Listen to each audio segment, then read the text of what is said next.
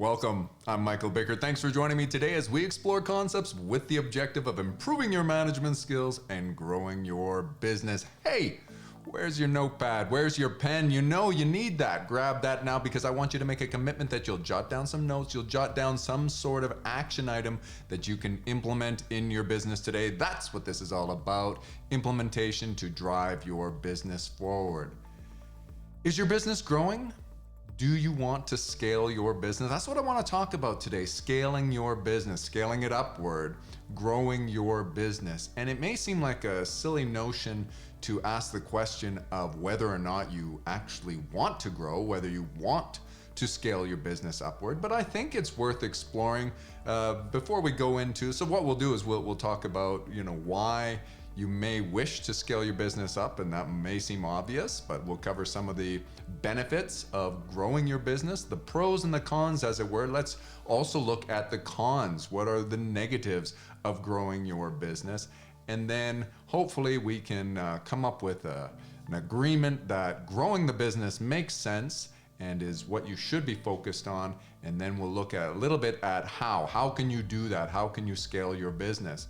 It isn't so obvious because I know there are some people out there that don't really go out of their way to grow their business. And I've heard it said that your business is never stagnant. It's never flat. So if you're looking at your numbers and you say, oh, my business is just fine, but we're not growing, we're just kind of staying the same. I've heard it argued that that's not true, that your business is either growing or it is dying. And if you believe that, then you would say, well, I don't want my business to die, therefore I need to at least attempt to grow my business. And I think there's some merit to that. I think there's some wisdom in that statement. In fact, if you notice and you would argue, say, that, no, I'm looking at my numbers and year over year, I'm flat. I actually am stagnant, but I'm satisfied and it's providing me with the lifestyle that I want and so on. Yeah, okay, good. I think then maybe there's not going to be as much for you in this video. Hopefully you'll still take something away from this, and hopefully I'll convince you of the need or the merits in trying to grow your business and that you can actually enjoy a better lifestyle with a business that is larger and that is more profitable. But I would say that if you're noticing that when you're looking at your numbers and you think that your business is flat, that it's just the sample, the data size you're looking at is probably, maybe it's the period of time, is probably not showing the complete picture. And I would agree that year over year or year after year, each year you want to see that you're on a particular trajectory upward, and you want a trend line if you were to graph that, your sales and your profitability. And I think really we want to talk about profitability when we talk about growth, but sometimes you will go out of your way to grow your sales even though your profitability may be flat, because you believe that long term that will make a huge impact on your ability to be profitable. And that's a great strategy. I've employed that before with great success. So I guess that's a definition you have to decide for yourself. When we talk about scaling your business and growing your business, what exactly are we speaking of? And is it sales, or is it, the actual footprint that you occupy? That's not generally what a person means. We don't want a bigger business and a bigger facility just for the sake of that, of course. So is it your profitability? I think what you're wanting is that your sales and your profit are growing. Now, there may be a lack of correlation there, and they might not be directly correlated from one time period to another, but look at this year over year and put a trend line on a graph. And you want to make sure that your business is growing in terms of sales and profitability. You could graph both of those on the same graph, but separately, and see that they both have a trend line going upward. And then again, if we're talking about profitability, are we talking about dollars profit, like the amount of your net profit in the year as measured by dollars, or are you talking about it as a percentage of sales? So what percentage of your sales is resulting in profit? Now, that's not what I want to focus on today, and I think that that's a bit of a a futile endeavor. You don't want to try to continuously improve your margins, your profit margins, because there are diminishing returns as your business grows. Those biggest businesses that you're familiar with, the Amazons and Walmarts, Costco's of the world, these guys have low profit margins, percent profit or profit as a percentage of their overall sales, and they're growing their sales and they're growing their their profit measured by dollars. So those are the things, I guess, if we got a little of those definitions out of the way up front here, I would suggest to you that what we're going to talk about today is both growing your sales, your revenues, and most of your revenues are sales. There could be other forms of revenues within your business. So maybe we'll be more broad and say your revenues will be growing and your net profitability measured by dollars. And those are what I think you should want to accomplish. And we want to look at that year over year. So you're measuring that, and let's look at your financial statements every year, and we plot that on a graph, and are those things growing? So again, in this video, in this discussion, let's talk about the pros and cons, and then let's talk about the how. What would we need to do in order to grow your business? So first of all, the pros. The very first pro or benefit to you growing your business may not be as intuitive as you thought I would start off with, and that is the benefit to society, the societal benefits. Society benefits when small, medium-sized businesses are thriving. When we proliferate and thrive, then society benefits. And you can think of a variety of reasons for that, not the least of which is employment. So many of you employ people besides yourselves, and as your business grows, it's very common that you are going to scale up your employment. So you're going to employ more people, and that's healthy for our economy and our society. And also, what about the value you bring to the market? A business can only grow insofar as it offers products and services that offer value. And remember the four constituents of value. This is customer experience, convenience, quality, and pricing. And if you live in a society that does not have many products or services that you would value, that would not be a really good standard of living. Everyone's standard of living improves as businesses thrive and offer more value, because all of us get to benefit from that value. We get to have products or services that improve our lives, and the extent to which each of the businesses within, well, not every business, but businesses overall grow, then that means that they are offering more value, because people don't voluntarily trade their dollars for products and services that don't offer value. And so it's evidence, it's a free market evidence that there is value when the economy is growing, and it's a cyclical thing. The other benefit to society of your business growing is this cyclical effect, this ripple effect, the velocity of money. So as you earn more, as your business grows, you are spending more. You would typically have more expenses in a growing business, and the vendors that you have to buy your raw materials from, or those various third-party vendors that you rely upon in order to offer your products and services, they benefit. And it just goes, it's a ripple effect, and it spreads out from there, so it just grows the economy. So that's the first thing I wanted to look at, is the idea of growing your business is a great thing for the community in which you live and society as a whole. A better standard of living, more employment, the ripple effect, and greater value, and the products and services that are available in a thriving economy because of growing businesses benefit everyone.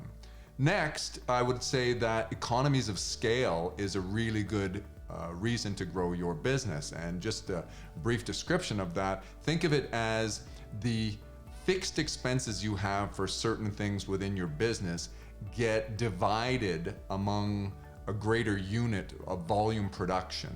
And so if you had to purchase a piece of equipment, or you had to lease a building to operate out of, and you had a smaller business, well, that fixed expense, like you have a rent factor every month that you have to pay, or you had to lay out a particular amount of money for whatever equipment, that is divided over fewer units of production. But when you increase your unit of production, then that expense is divided over more things. So you have greater economies of scale, and therefore your bottom line improves because your expenses are not commensurately growing with your volume. Because there are certain things, employment is another one. You may have employment expenses that are relatively fixed. So if you can imagine in your business some time where you were very busy and your customers, you were just selling everything that you could produce, or your services, you were completely booked or whatever, then you only had the same number of people. And then during a slow time with the same number of people, your employment expense was the same as it was during the busy time, but you don't have to as many customers over which to collect the revenues to offset that expense. So again, economies of scale, just being able to spread your expenses, those fixed expenses, over more unit production, volume production, service production, and therefore your bottom line, the amount of money you can retain after expenses, your profit, is greater. So that's, I think, one of the greatest advantages to growing your business. The next benefit that I think of, and I don't think it's so obvious and many people don't focus on this, is the opportunity to decentralize, to spread out the amount of work that is inherent in growing a business, or rather in running a business. So think about ideas as an example. You can decentralize ideas. The bigger your business is, often you'll have more human capital in your business and you have more idea generators. So there's more creativity in your business as your business grows. Also, we talked about the workload. So actually the amount of people that you can spread your workload over improves, and therefore no one individual is overburdened with the work. And also your expertise, your specialized skill set, specialized knowledge, these types of things increase. Think about it, if you were a one-man operation, you would only have whatever expertise and specialized knowledge and skills that you have to run your business. But if you hired somebody else, now you would have collectively the two of you could combine your ideas, you would divide the work up, and you would also have the combined expertise and specialized knowledge and so forth. And as your business continues to grow and you have more people, you can add more and more highly specialized skills and expertise to your workforce. Another big one is management. When you're thinking about the decentralization, you can decentralize the management of the business. Is it all on you to manage your business? Well, if you have a bigger business, you can have more management. You can have managers of various departments, and you can break up how it is, because managing a business is a fairly complex thing and it requires a lot of attention. We talked about one of the three main reasons that a business can fail is poor management. Well, oftentimes poor management is the result of the tyranny of the urgent, and the manager just has so much on his plate. He's spinning so many plates, if we're going to use plate analogies, and they're not focused on really guiding the ship, so to speak. And instead they're running around like a chicken with its head cut off, trying to do everything. Well, as you grow your business, you can decentralize the management responsibility.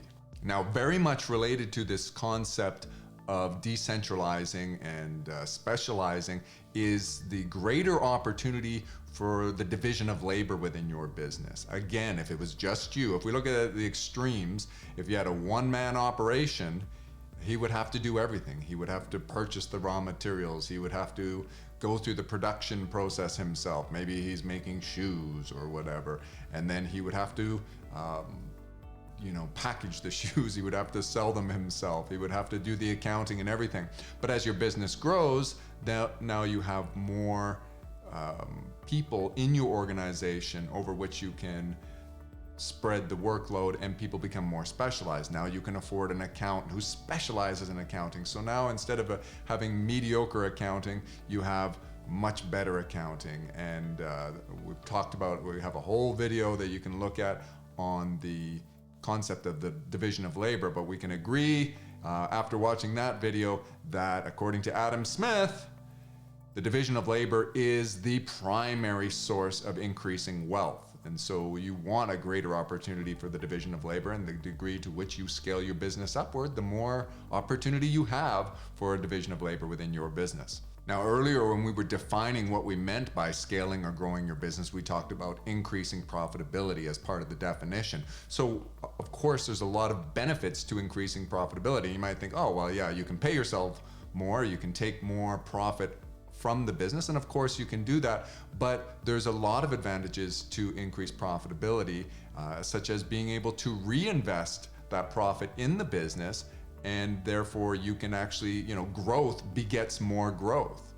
Your increased profitability makes it easier for you to grow. When businesses are small, it's very difficult to get to the next level because that small amount of profitability may be just enough to keep you going and pay yourself enough to keep your business going. But as you grow, now you have maybe more money than you need to live on, and you can reinvest that in the business and grow, and sort of perpetuates itself. There's this the cycle that continues.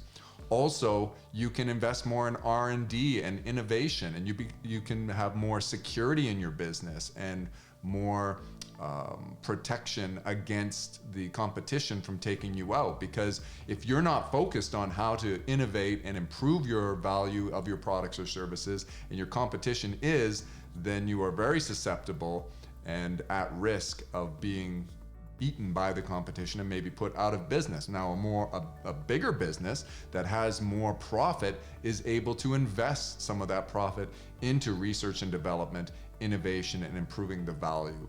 You can improve in better equipment, better facility, all the various things that add value to your products or services and add value in the marketplace to your customers, makes you more impervious, I guess, to the effects of competition that is competing for that market share. When you do make the determination to reinvest in your business and to engage in R&D, these types of things, there's always risk involved in doing that, because you're not sure whether or not your investment is going to pay a healthy return. You're trying new things, and a bigger business with more profitability really mitigates the risk. You can do these things without worrying so much. It mitigates the risk. You are able to take on more risk without it being so impactful. It's not going to be catastrophic if it doesn't work out. So you can do a little bit more trial and error. The last major benefit that comes to mind for me is your ability, as your business grows, for you to have a greater work-life balance. You can have a little bit more freedom in your life. You can have more time for leisure and everything, because we talked about, perhaps you've been able to decentralize management. Your business no longer owns you. You own the business.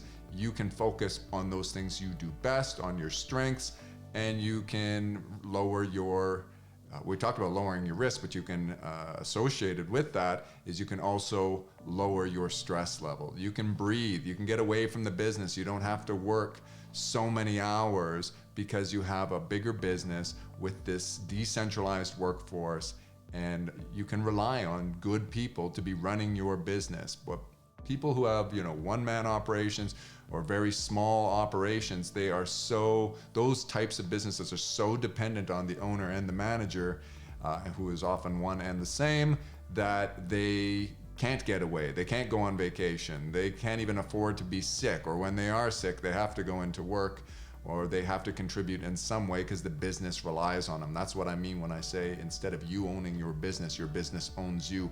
Those of you who have grown your business beyond that size can attest to the fact that you can breathe easier. You have a better work-life balance, a better standard of living, and that is, I think, the number one reason I would recommend that you focus on growing your business. Now, with those pros, those benefits of growing your business in mind, why would we even say at the beginning of this video that some people don't want to grow their business? I think some people think of it and they go, you know what, I'm just content with my business. I don't want the headaches of a bigger business. I can appreciate that sentiment, but I don't think it's really well thought out. I think there's some flawed logic there, and that the person is not really considering all the benefits, and they're only considering the risks. And we shouldn't act like there's no disadvantage to trying to grow the business. There are risks that can be more stressful. I think of some of the reasons that I've talked to business owners who aren't really aggressively trying to pursue a bigger business or growing their business. One of the things is they don't want to lose touch, they'll say. They don't want to lose touch of the finer details. It might be like they don't want to lose touch with the customers. They really enjoy the face-to-face interactions, and they think with a small business, I know the names of my customers. I get to, it's the thing I like most about it, they'll say, is the people, and I get to interact with the people. Maybe it's a restaurant owner who has a smaller restaurant. It's more intimate environment, and he likes to go out front and talk to people and everything. But I would say with a bigger business, you can still make that choice. So the person thinking losing touch with that is thinking that they will necessarily have to be more and more involved in management, and scaling the business necessarily means that they're going to be spreading themselves too thin, and they won't be able to enjoy those things that were afforded them, that opportunity was afforded them with a smaller business. So that's why I think it's flawed logic. But just continuing that notion of the things that people are worried about losing touch with, also they might worry about losing touch with their people, their staff, their team. But whether we're talking about the people being the customers or the team, I think there is a reality there.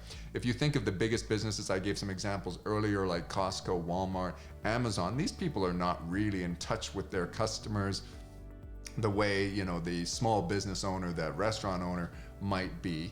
But it doesn't necessarily have to be that way. But I think it is something to consider when you're growing your business.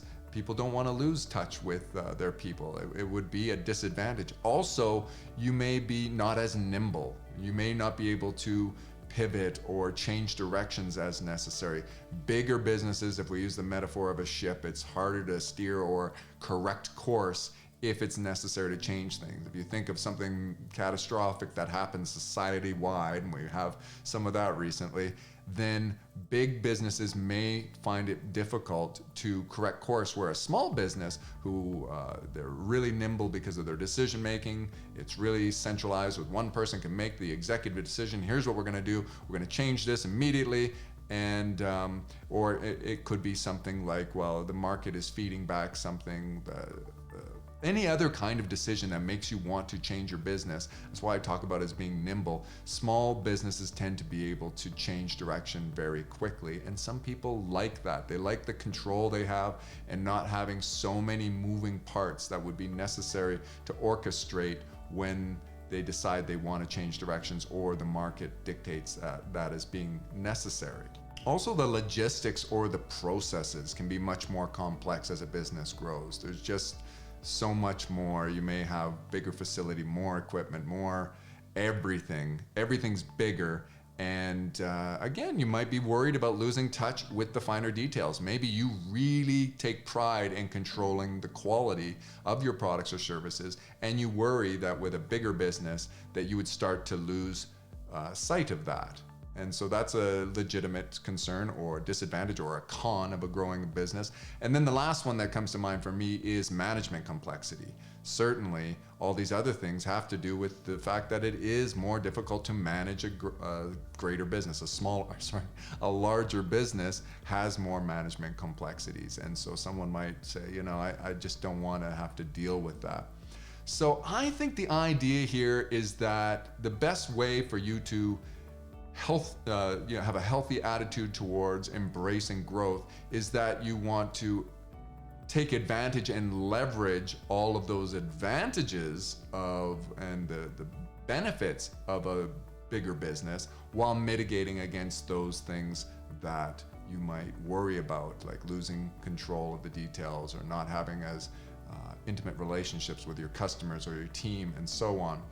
And there are ways to do that, of course, and that's what I would really get you to focus on. So you should jot down those things that you worry about that would be a disadvantage. Maybe you can come up with some ideas that I didn't, in terms of what you're concerned about with a bigger business that you might lose touch with. And then figure out, how do we strategize to mitigate against that, to make sure that's not a problem. In the example of losing touch with your people, you might decide, well, I'm going to spend more time going out of my way going to meet with my people and talk to my people. I'm going to have more social events in my company because I don't have the opportunity. I'm not working alongside them like I did when we were a smaller operation.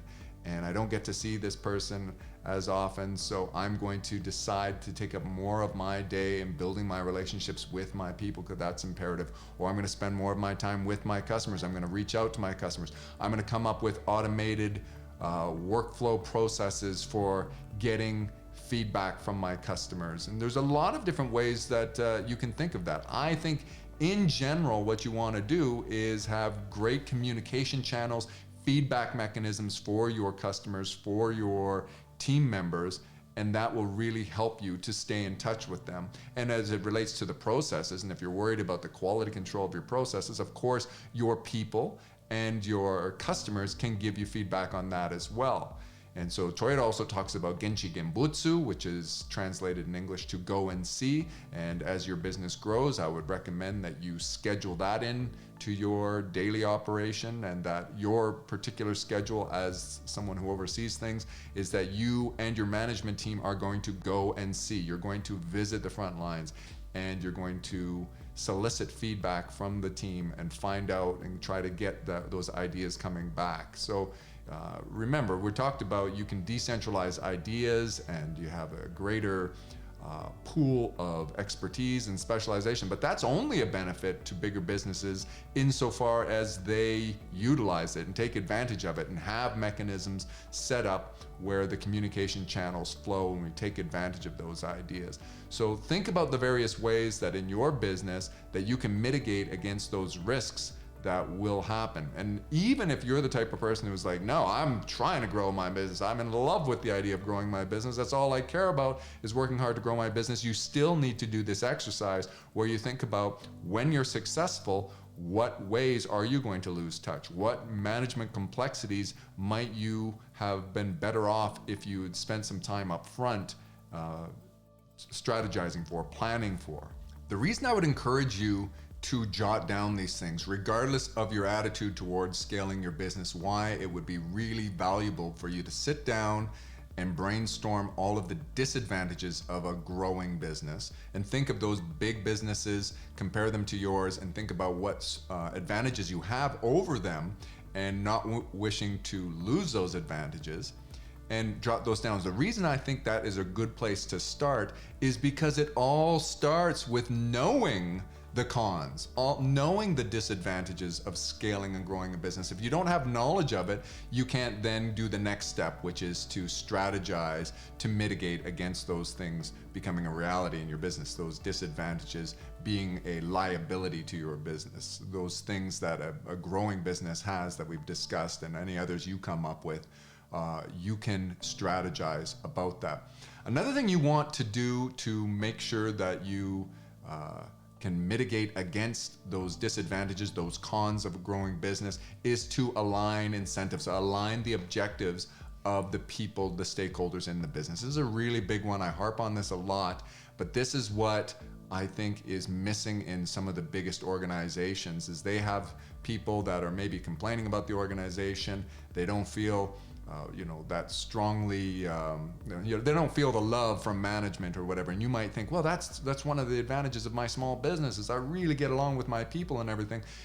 You only do to the extent that you have aligned your objectives with your people. So think about how you can do that as you have more sort of layers and hierarchy in your organizational chart, and you have more management and various roles and more people. How can you make sure that you've aligned the objectives of everybody so you all are, as I like to say, rowing in the same direction? You all want the same thing, more or less. You all want the business to be successful. You all want maximum quality control.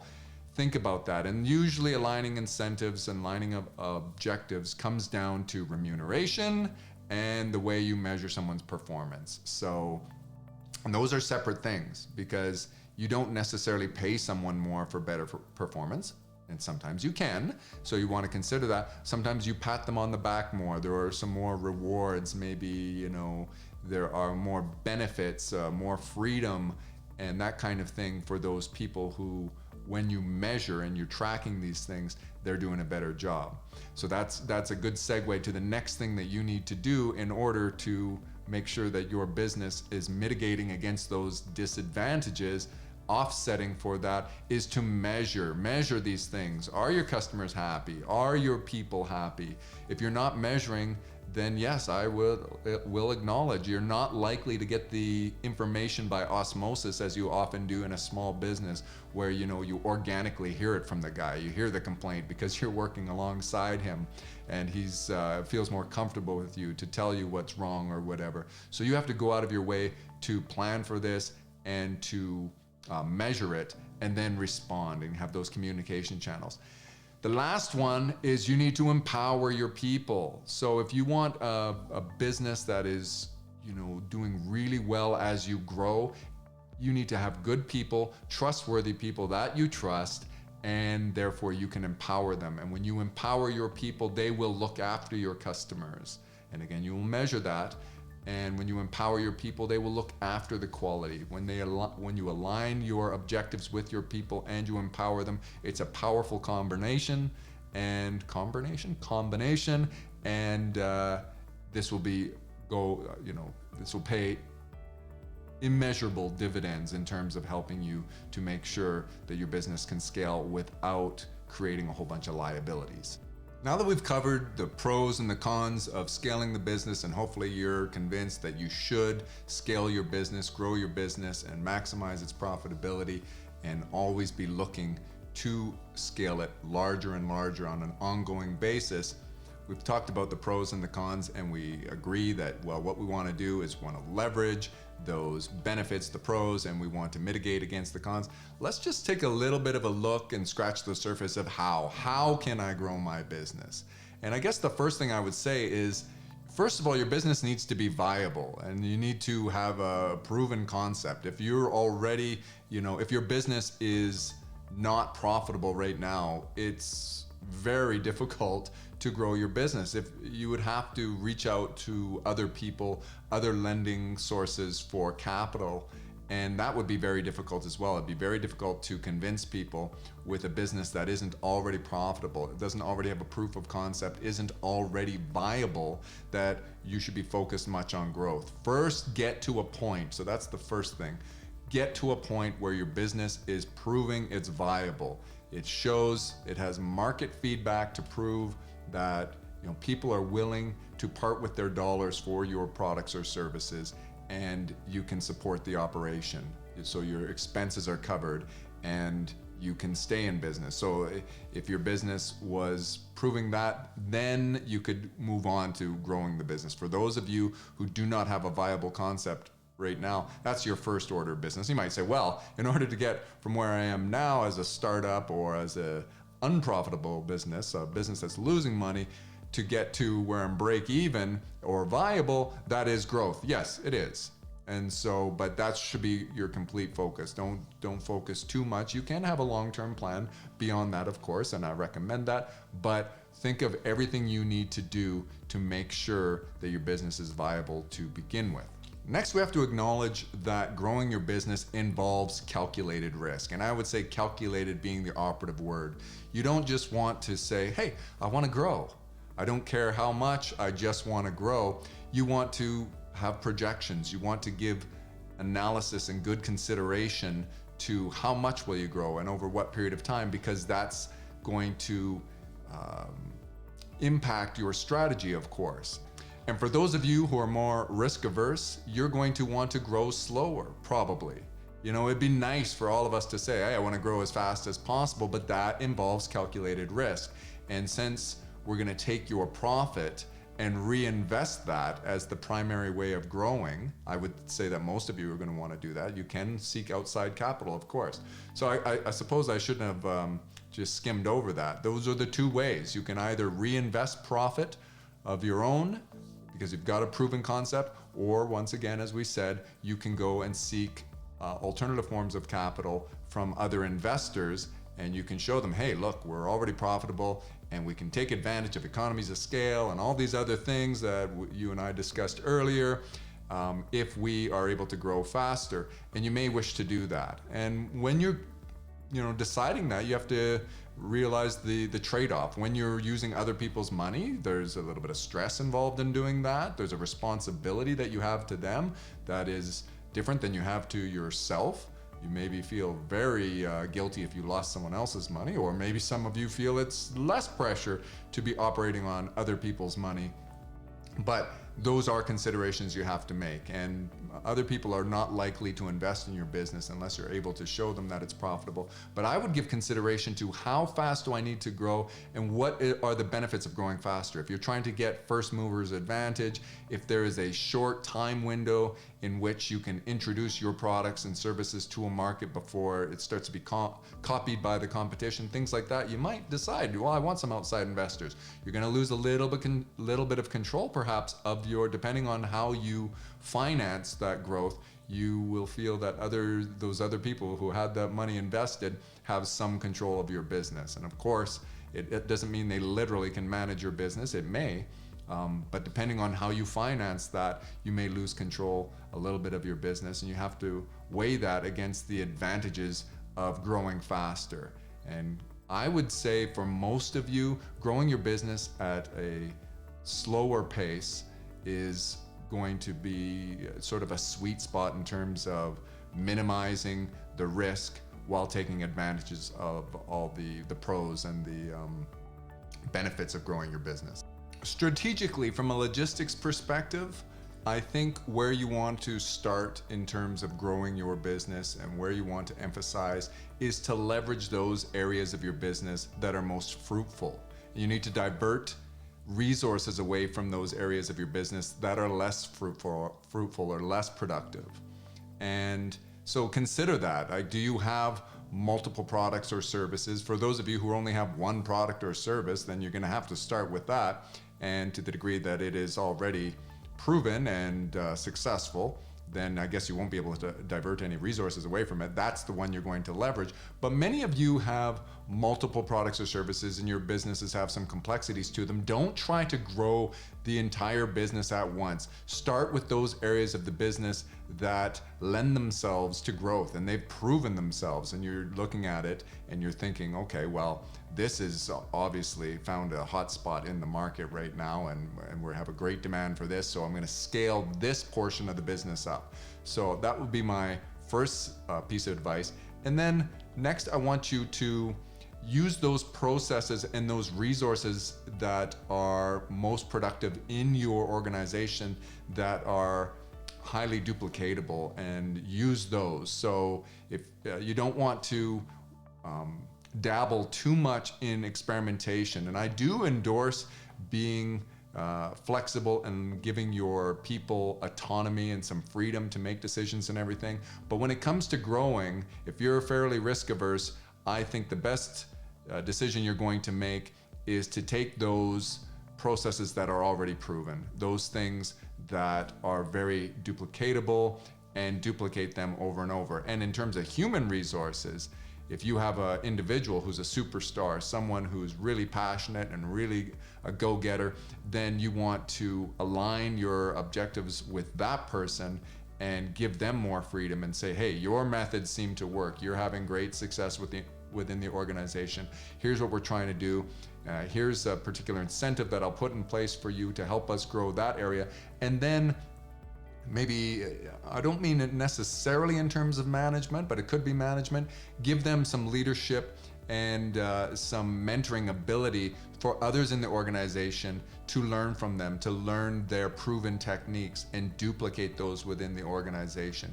Go with expanding and grow those things which are highly leverageable and are highly duplicatable. That's where I would start with this, and take resources away from things that are maybe dwindling. We all, well, not all of us, but many businesses have an area that is not that fruitful. You have an organization where you have one individual or a few individuals who are not really producing as much. Maybe you can take them and put them on someone else's team and say, look, we're gonna double down our efforts over here, and they're doing things that are working and our customers are responding to that, so we're gonna scale that up. We're going to increase our capacities in that area.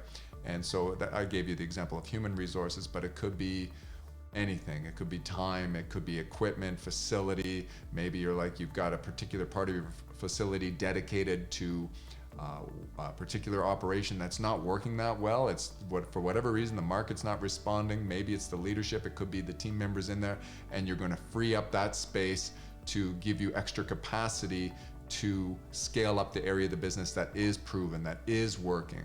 So that logistically, strategically is what I would recommend. Start with those areas that are most fruitful, divert resources, whatever those resources are, away from the less fruitful, from the less productive parts of your organization, and scale up those that are more proven, and use the processes that are easily duplicatable. Think of these as recipes. You want predictable results, and maybe take away, reel in a little bit on the autonomy and the freedom that you give to people until they are proven that what they're doing is working, and then you can open up a little bit. Or now that you have extra profitability involved, now you can give some more freedom, because you can think of that as more innovation. And with, as we talked about earlier, as you have more profitability, then you're able to, with less risk, less chance of catastrophe for the whole organization, you can afford to do some more R&D and some more innovative things and take some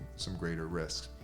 So I think that's where I want to leave it today, and I hope you got something out of this. I hope you are committed to growing your organization, that you go, yeah, I do want to grow my organization. Or if you were already there before you started watching, I hope now what you're doing is you're going, you know what, I do need to do that exercise where I brainstorm those things that I do not wish to lose touch with, those things that are advantages at my current size, and how will I strategize to make sure I keep my finger on the pulse of those finer details, and I enjoy and benefit from the growth, and I mitigate against any of the liabilities that growth can represent. And if you have ideas that we didn't cover, or you need some clarity on something, leave some comments, leave some sort of comment that we can all learn from, because we need to learn from one another. Perpetual refinement.